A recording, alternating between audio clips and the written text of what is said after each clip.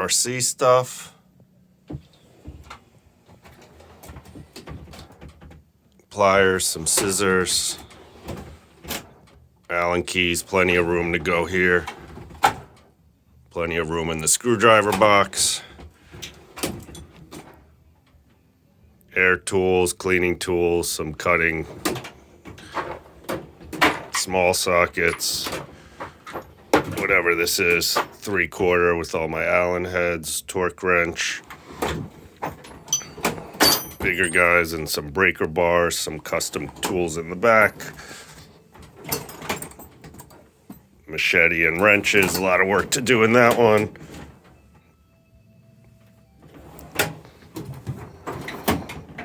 Just a spare tool set. Haven't figured out what to do with this drawer, and then some tools will go down there.